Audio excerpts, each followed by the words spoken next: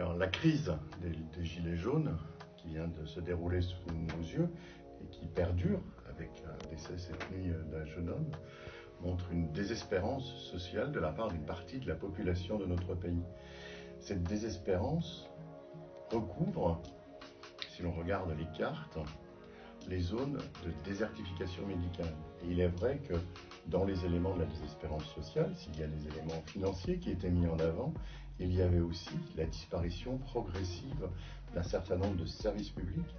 et parmi ces services publics, celui de la santé. Les déserts médicaux représentent un des éléments de l'abandon d'une partie de notre population. Cette partie de population est importante, c'est un tiers du territoire et 13 millions de personnes aujourd'hui,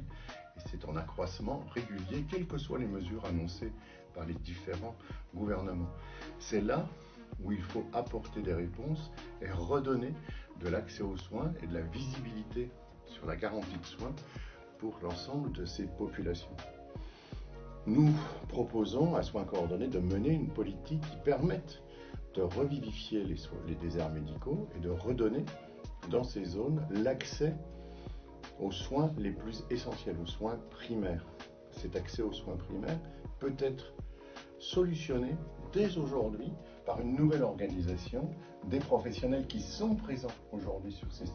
territoires, que sont les généralistes, là où il y en a encore, et il faut les soutenir et les aider, et puis les infirmières présentes sur l'ensemble du territoire et les pharmaciens présents sur l'ensemble du territoire. Donner plus de missions aux infirmières et aux pharmaciens,